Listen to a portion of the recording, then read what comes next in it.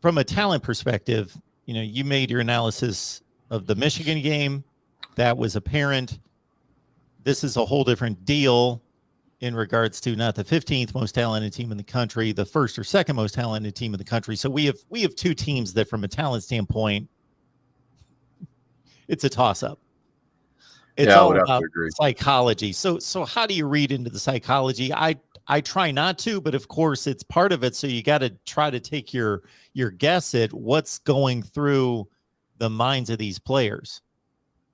Well, I think there's a lot to be said for when you look across the history of college football. There's a reason why an undefeated season is so impressive. And I'll have to double check this stat, but I would be willing to bet there's more teams that have taken a loss in a season than there is undefeated teams that have taken a loss in the season and won a national championship. So teams with one loss winning a national championship versus undefeated teams winning a national championship. I would wager to say it would be more inclined to have a one-loss national champ. Oh, absolutely. And I think that's because there's an opportunity for you to get humbled and get galvanized. And I think that's what happened to Georgia. I think everybody was really questioning after the Alabama game, what Georgia team are we going to see come back against Michigan? And that particular game, not only did Georgia bounce back, it bounced back against a Big Ten champion, and it bounced back in a big way. It wasn't just a win. It was a dominant win, and it was a dominant win in a big game on a big stage on the road. Short of winning a national championship, there's not a better victory Georgia has had, I think, under Kirby Smart. Now, you could say winning an SEC championship, maybe. But an SEC championship is great, but I think that Georgia losing that game was a great punch in the mouth for the moral fortitude that was needed to go out and win this game against Alabama. Georgia not only showed the nation that, it could perform, it showed itself that it could perform. They convinced themselves that they could go out and win big games. You can no longer say that Georgia can't win a big game. Because if that's not a big game, I don't know what is. So going into the Alabama-Georgia game, again, I think that most Georgia players and most Georgia fans and most objective fans will tell you that, yes, even though Alabama beat Georgia before, I would almost say that was more of a one-off for both teams than it was what would have been predicted looking at those two teams through the season. I think that Georgia almost thought they were just going to win that game with no problem. They came out, they looked bad, they looked sloppy, they played worse, and they gave that game away. Alabama came out to play and did a great job. Hats off to those guys. But coming back and beating Michigan in the manner they did, I think the loss galvanized Georgia. I think a big victory against Michigan re-galvanized them even more, made them more hungry, and proved to themselves that they are a good quality football team. And that's really what makes or breaks some teams. Is how they respond that following game after a heartbreaking loss. So, Brett, keep me honest on the time. We got Brett for, I think, about a half hour. So leave your comments and questions. We got John here. And the only thing I'll say about the rematch, and people have their different theories about a rematch, is that check out the video I posted yesterday, John, because it's a no-nonsense. I don't even talk. It's just I give you every meaningful rematch in college football in the last 50 years, and I threw out Central Michigan and Purdue rematching in the Little Caesars Pizza Bowl. No, they're all Rose Bowl game. They're either national championship games or they are games.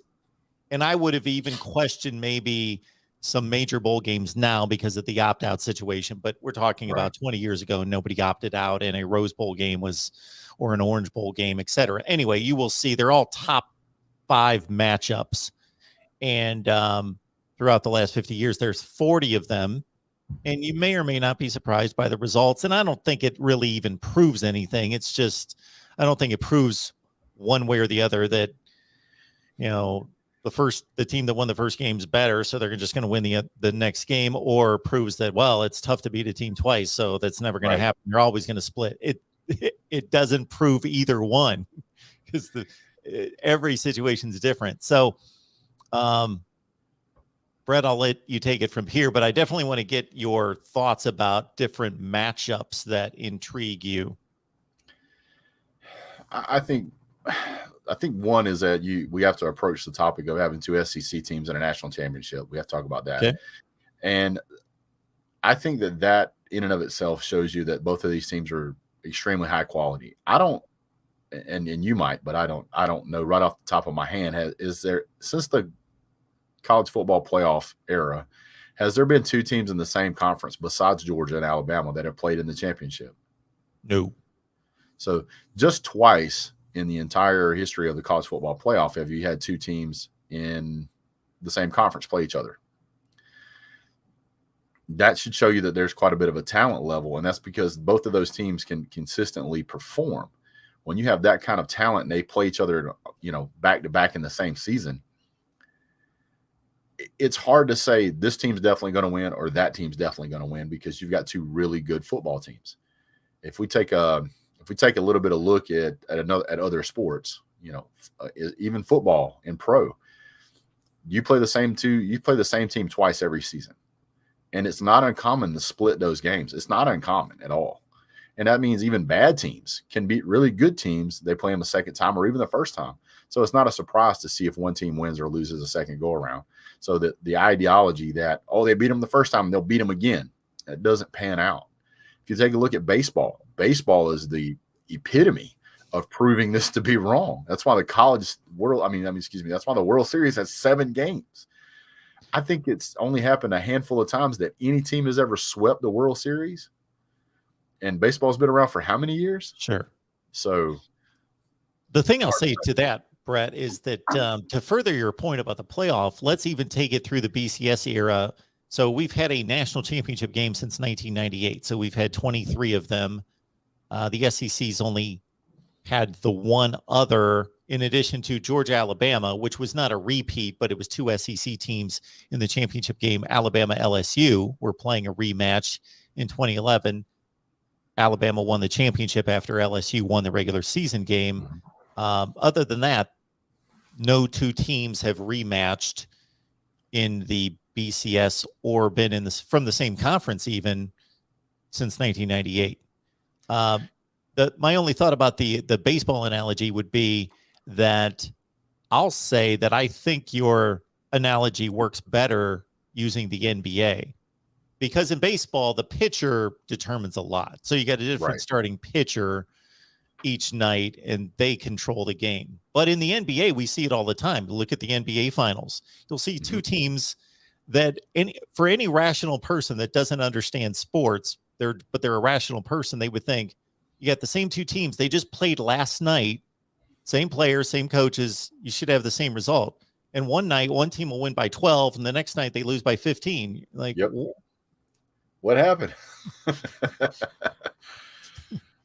It's one of those things where there's a lot of people out there right now that are saying, there's no point in playing this game. Alabama already beat them one time. And you really don't have to point that far back in history to, Auburn beat Georgia and Alabama in back-to-back weeks.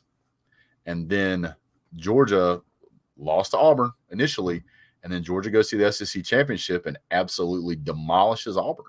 That's just the way it went. So that would seem to immediately throw out the idea that doesn't necessarily dictate anything. And neither of those games were close. No. Yeah.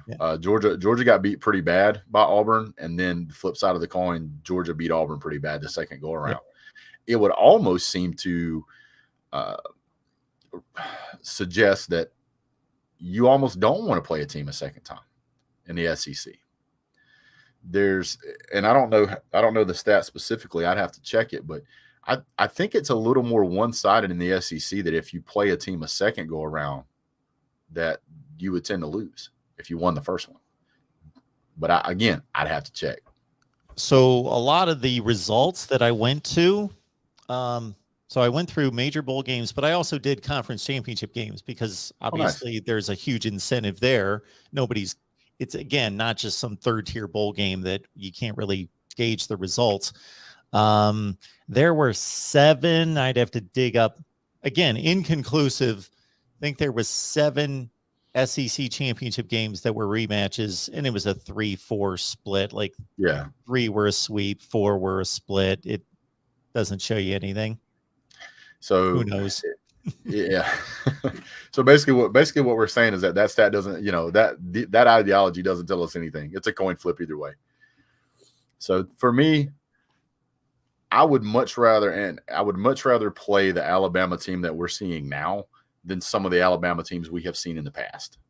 Some of the Alabama teams we have seen in the past have been absolutely extremely dominant all season, steamrolled everybody. I think that the youngness of Bryce Young is beneficial to anybody playing him.